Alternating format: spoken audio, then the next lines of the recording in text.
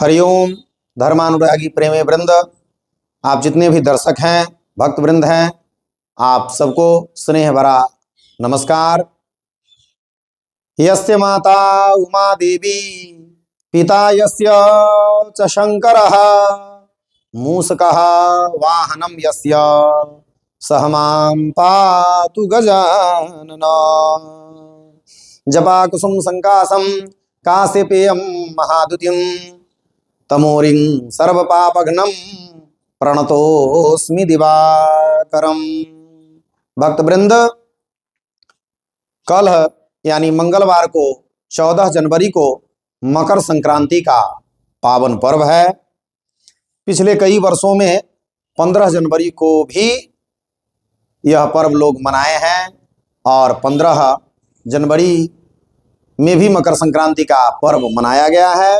लेकिन इस वर्ष 2025 में 14 जनवरी को ही मकर संक्रांति का पवित्र त्यौहार है। धर्मानुरागी प्रेमी वृंद, मकर संक्रांति के निमित्त जो स्नान दान होता है, उन सारे कार्यों का संपादन निष्पादन 14 जनवरी मंगलवार को ही करेंगे।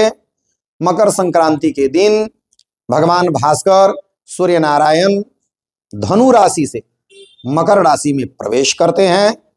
सूर्य दक्षिणायन से उत्तरायण हो जाते हैं। प्रतिवर्ष 6 महीने तक भगवान भास्कर दक्षिणायन और 6 महीने तक उत्तरायण होते हैं। तो कल से यानी मकर संक्रांति के दिन से भगवान भास्कर सूर्य नारायण उत्तरायण हो जाएंगे। देवताओं का दिन और दैत्यों की रात्रि उस दिन से प्रारंभ हो जाती है। नाना प्रकार का जो मांगलिक कार्य है, शादी विवाह मुंडन यज्ञोपवीत, कोई बड़ा बड़ा अनुष्ठान पूजन यज्ञ हवन, वह सब सूर्य के उत्तरायण होने के बाद प्रारंभ हो जाता है। मकर संक्रांति के दिन तिल जो अन्न है वह दान करने का ग्रहण करने का विधान है। नवग्रह शांति के निमित्त भी नाना प्रकार का लोग उपाय करते हैं। इस दिन इष्ट मित्रों के बीच परिवार के सदस्यों के बीच बैठकर शामिल होकर लोग चूड़ा दही ग्रहण करते हैं। तिल का जो लड्डू है वो ग्रहण भी करते हैं, बांटते भी हैं और इस सब का बड़ा ही व्यापक महत्व है। हमारा शरीर स्वस्थ रहें, हम निरोगी रहें, हमारे समाज में परिवार में जीवन में हमेशा सुख शांति सुख समृद्धि की प्राप्ति हो, तन निमित्त ऐसा व्यवहार सदियों से बनाया गया है। चूड़ा दही के साथ साथ मकर संक्रांति के दिन खिचड़ी खाने का भी बड़ा ही व्यापक महत्व है, महती महत्ता है। खिचड़ी में जल चावल वनस्पति सब्जी हल्दी नमक और नाना प्रकार की सामग्री का सम्मिश्रण होता है और वह सभी वस्तु नवग्रहों से समन्वित है। नमक चंद्रमा का द्योतक, जल चंद्रमा के द्योतक, चावल चंद्रमा के द्योतक, हल्दी गुरु के द्योतक, वनस्पति बुध के द्योतक, इस प्रकार से तिल शनि राहु केतु के द्योतक। तो सभी नवग्रह सूर्यादि समस्त ग्रह देवता हमारे जीवन में प्रसन्न रहें, हमारे घर में परिवार में सुख समृद्धि का सुख ऐश्वर्य का आगमन हो, सुख ऐश्वर्य की प्राप्ति हो, इस भावना इस कामना से समन्वित होकर इस प्रकार के विधि विधान की व्यवस्था हमारे शास्त्र में पुराण में लोक व्यवहार में की गई है। तो आप लोग इसका भी प्रयोग करें। और तिल के विषय में बड़ा ही सुंदर एक शास्त्रीय वचन आया है कि तिलोदवर्ती तिलस्नाई दाता च खड़तिलाह स्वर्गगामिनः।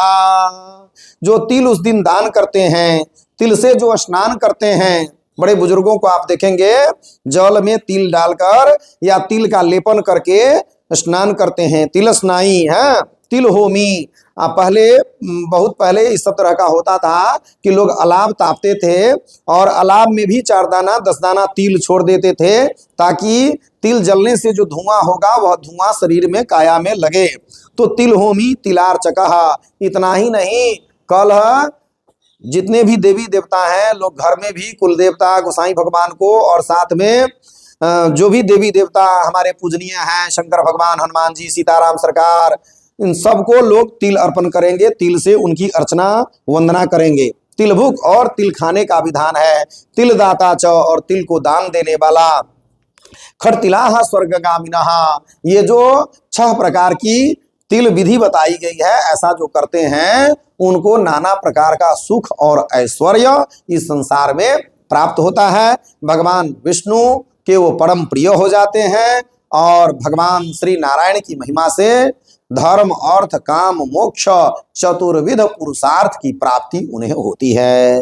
हरि ओम। पुनः पुनः आप सबको मकर संक्रांति की बहुत बहुत मंगलमय शुभकामनाएं। मैं आचार्य पंडित मुकेश मिश्र आप सभी के प्रति बारंबार शुभकामना समन्वित करता हूं, ज्ञापित करता हूं। धन्यवाद।